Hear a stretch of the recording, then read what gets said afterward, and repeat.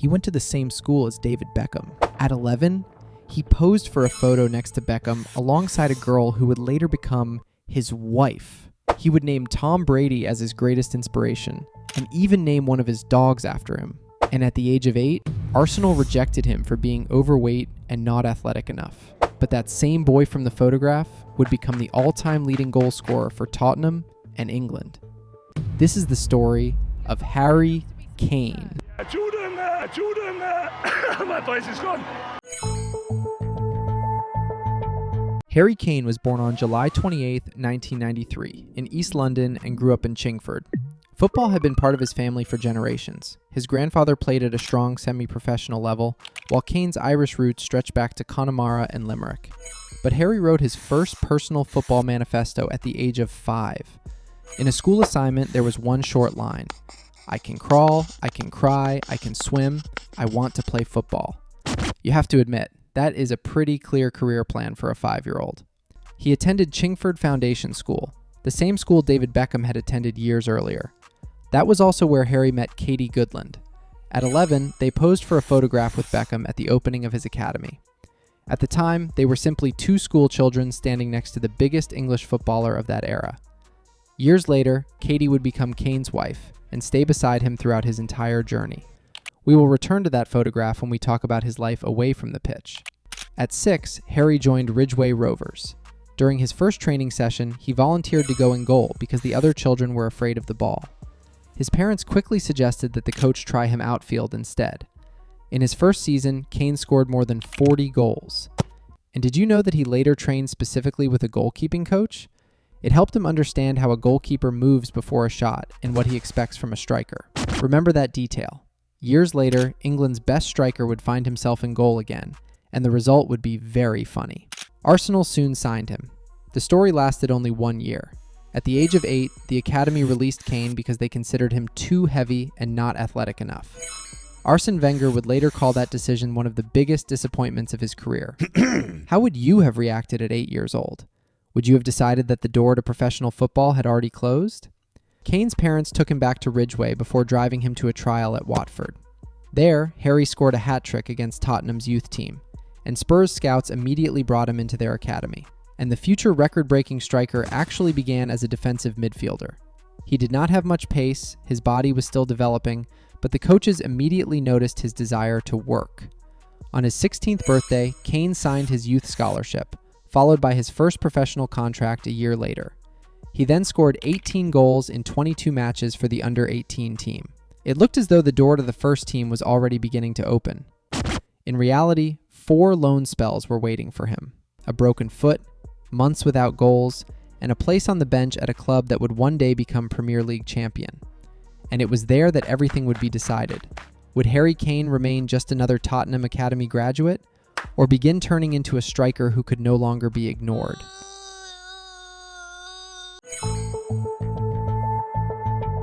At 17, Kane left Tottenham's familiar system for the first time and joined Leyton Orient.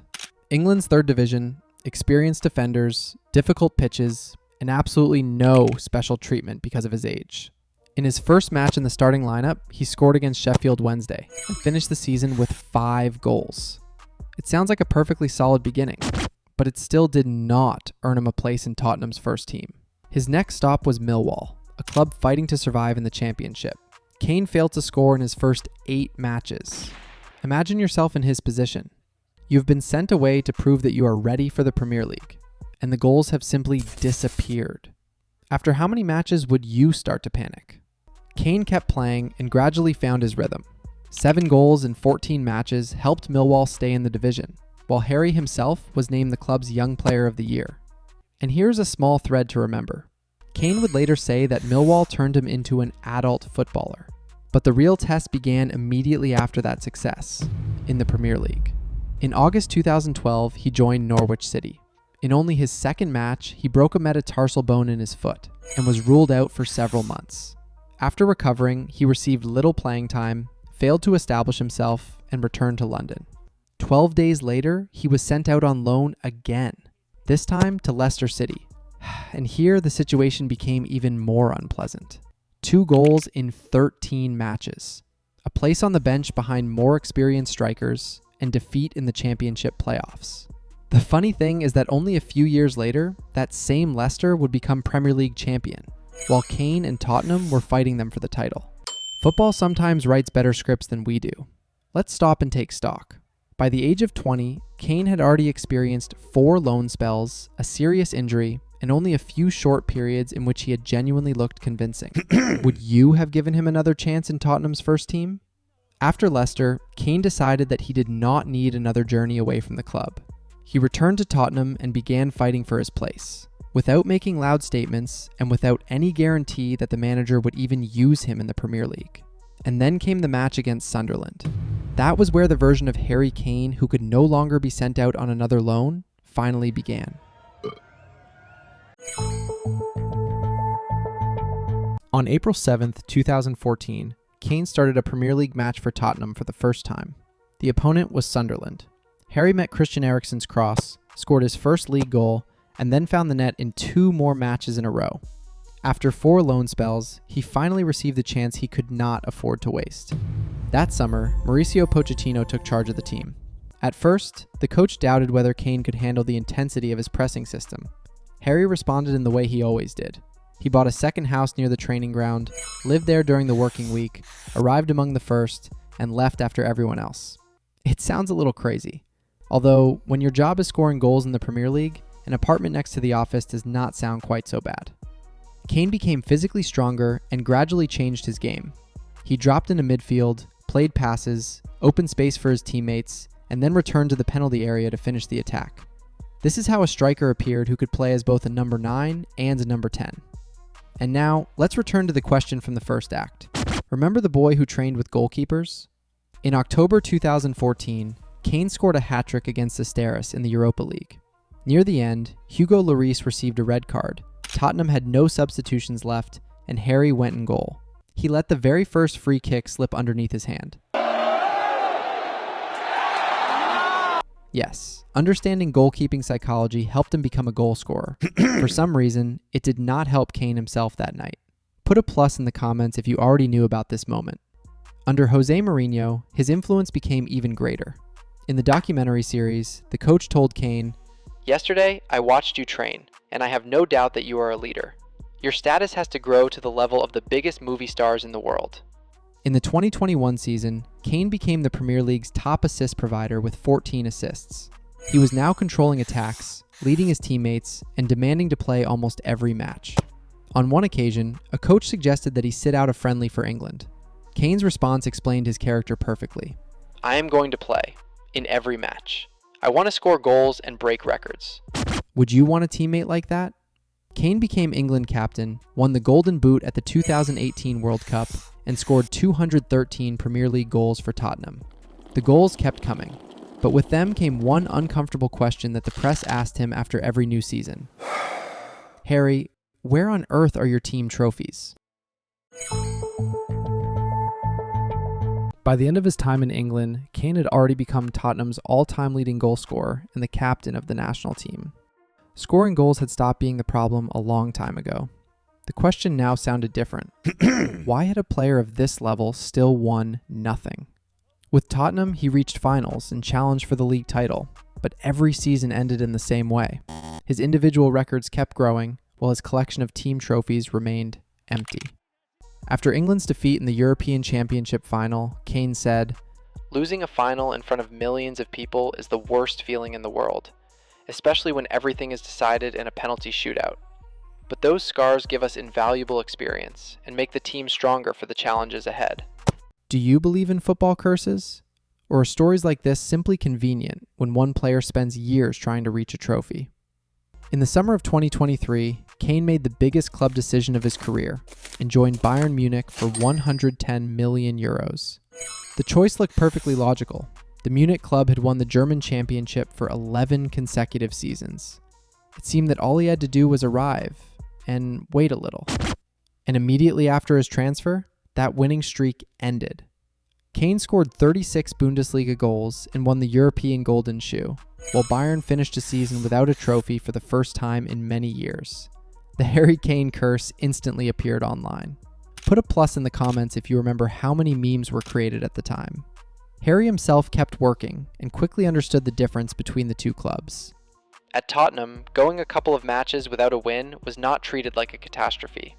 At Bayern, you simply have to win absolutely every match. Here, winning is a basic obligation. In the 2025-26 season, the answer was convincing. Bayern won the Bundesliga, the German Super Cup, and the German Cup. In the Cup final, Kane scored a hat-trick against Stuttgart. Over the course of the season, he scored 61 goals and passed the mark of 500 career goals. The attacking trio of Harry Kane, Luis Diaz, and Michael Olise tore opposition defenses apart, combining for 106 goal contributions in the Bundesliga alone.